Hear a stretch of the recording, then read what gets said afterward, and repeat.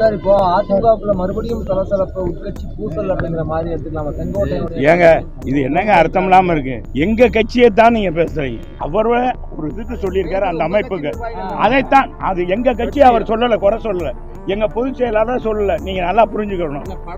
எங்க படம் வைக்கலன்னு அவர் அந்த அமைப்பாளர்கிட்ட சொல்லியிருக்காரு. நீங்க தேவையில்லாத சொல்லக்கூடாது. அமைப்பாளர்கிட்ட சொல்லியிருக்காரு, எங்க அண்ணன்கிட்ட சொல்லல. அதைத்தான் அவர் சொல்றாரு, இதனால எங்க கட்சிக்குள்ள நான் அது இல்ல அப்படின்னு அவரே சொல்லிட்டார். அப்புறம் விளக்கம் அதுக்கு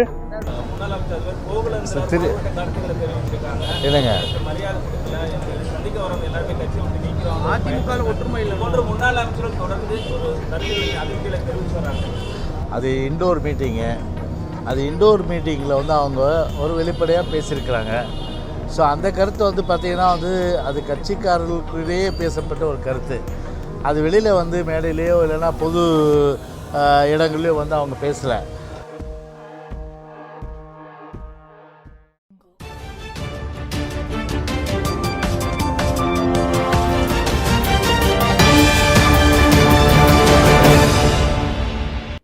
மாவட்டம் கோபி அருகே உள்ள சிறிய கிராமம் குள்ளம்பாளையம். இந்த ஊராட்சியின் தலைவராக இருந்த 25 வயது இளைஞரை புரட்சி தலைவர் எம்ஜிஆர் என்ற காந்தம் ஈர்த்து கொண்டது. அதன் விளைவாக அதிமுகவில் 1972 தொடங்கிய அந்த இளைஞரின் அரசியல் பயணம் இப்போது வரை தடம் மாறாமல் தொடர்ந்து வருகிறது. அதிமுக வரலாற்றில் தவிர்க்க முடியாத சக்தியாய் மாறி நிற்கும் அந்த இளைஞர் KA செங்கோட்டையன். KAS என்று அரசியல் வட்டாரத்தில் அழைக்கப்படும் செங்கோட்டையனின் 50 ஆண்டுகளை கடந்த அரசியல் பயணம் தமிழக அரசியல் வரலாற்றின் பல பக்கங்களை நிறைத்து நிற்கிறது. புரட்சி தலைவர் எம்ஜிஆரின் போர்ப்படையில் தளபதியாய் அதிமுகவில் நுழைந்த KASக்கு எம்ஜிஆர் மன்ற மாவட்ட செயலாளர் பதவிதான் முதலில் கிடைத்த பதவி. அப்போது ஆளுங்கட்சியாக திமுக இருந்த நிலையில் அடக்குமுறைகளை தாண்டி கோவையில் அதிமுக பொதுக்குழுவை நடத்த வேண்டிய பொறுப்பு முன்னாள் அமைச்சர் அரங்கநாயகம் திருப்பூர் மணிமாறனோடு சேர்ந்து செங்கோட்டையனிடமும் ஒப்படைக்கப்படுகிறது. புரட்சி தலைவர் தன் மேல் வைத்த நம்பிக்கையை காப்பாற்றி பொதுக்குழுவை வெற்றிகரமாக நடத்தி காட்டிய KAS அவரது உத்தரவால் கைகளில் பச்சை குத்தி கொண்ட தலகர்த்தர். எம்ஜிஆரை நம்பி கெட்டவர்கள் யாருமில்லை, நம்பாமல் கெட்டவர்கள் தான் உண்டு என்ற வாசகம் பிரபலமானது. அந்த வகையில் புரட்சி தலைவரின் ஆசிர்வாதம் பெற்ற செங்கோட்டையனுக்கு 1977 நடந்த சட்டசபை தேர்தலில் சத்தியமங்கலம் தொகுதியில் போட்டியிட வாய்ப்பு கிடைக்கிறது. காங்கிரசின் கோட்டையாக விளங்கிய சத்தியமங்கலத்தில் அதிமுகவின் சாதாரண தொண்டனான செங்கோட்டையன் வெற்றி வாகை சூடினார். இதன் தொடர்ச்சியாக 1980 ஆண்டு அதிமுகவின் வேட்பாளராக கோபி தொகுதியில் களமிறங்கிய செங்கோட்டையன் பெற்ற வெற்றி இன்று வரை கோபி தொகுதியை அவரது சொத்தாக மாற்றி வைத்திருக்கிறது. தமிழக தேர்தல் வரலாற்றில் ஒரே தொகுதியில் 8 முறை போட்டியிட்டு வெற்றி பெற்ற சாதனையாளராக திகழ்கிறார் KAS.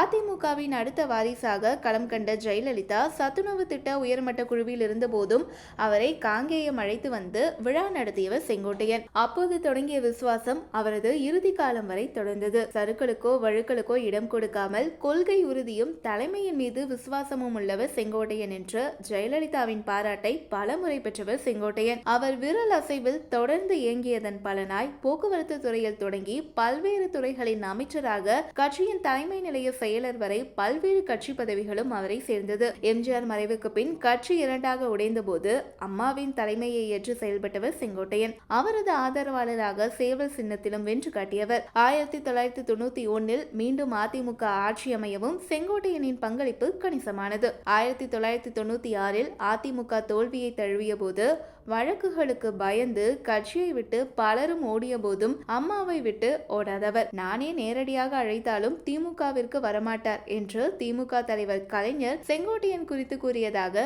ஒரு தகவலும் உண்டு. அதிமுக தலைமை ஜெயலலிதாவிடம் இருந்தவரை எந்த தேர்தல் என்றாலும் கூட்டணி, வேட்பாளர் தேர்வு, பிரச்சாரம் உள்ளிட்ட தேர்தல் பணிகளில் செங்கோட்டையன் இன்றி ஒரு அணுவும் அசையாது. முதல் நாள் தேர்தல் பிரச்சாரம் முடிந்து ஜெயலலிதா ஓய்வெடுக்க செல்லும் வரை காத்திருந்து விட்டு அடுத்த நாள் ஒரு தொகுதியில் எந்தெந்த இடங்களில் பேசலாம் என்பதில் தொடங்கி மேடை, மைக், கூட்டம் சேர்ப்பது உட்பட அனைத்தையும் நள்ளிரவு வரை சுற்றி பார்த்து ஒரு ஒத்திகை நடத்தி திருப்தியான பின்பே உறங்கச் செல்வார் செங்கோட்டையன். இதனால் தனது தேர்தல் பிரச்சார சுற்றுப்பயண திட்டத்தை செயல்படுத்தும் பொறுப்பை செங்கோட்டையனிடமே ஜெயலலிதா ஒப்படைத்து வந்தார். அதேபோல் செங்கோட்டையன் முன்னின்று நடத்திய அதிமுக மாநாடுகள் இன்றும் பிரமிப்பில் ஆழ்த்துபவை. மதுரையில் நடந்த ஒரு மாநாட்டில் பிரம்மாண்ட ஊர்வலத்திற்கு ஏற்பாடு செய்து அதனை ஹெலிகாப்டர் மூலம் ஜெயலலிதா பார்வையிட செய்த வரலாறும் உண்டு. தொண்டர்களின் தலைவனாக இருந்தாலும் கட்சி பதவிகளில் எப்போதும் செங்கோட்டையன் ஆர்வம் காட்டியதில்லை. அதேபோல் தனக்கென ஆதரவாளர் வட்டத்தை சேர்க்கவும் விரும்பியதில்லை. கடந்த 2011ஆம் ஆண்டு தேர்தல் வெற்றிக்கு பின் சில தனிப்பட்ட காரணங்களால் செங்கோட்டையனின் அமைச்சர் பதவி ஜெயலலிதாவால் பறிக்கப்பட்ட பின்பும்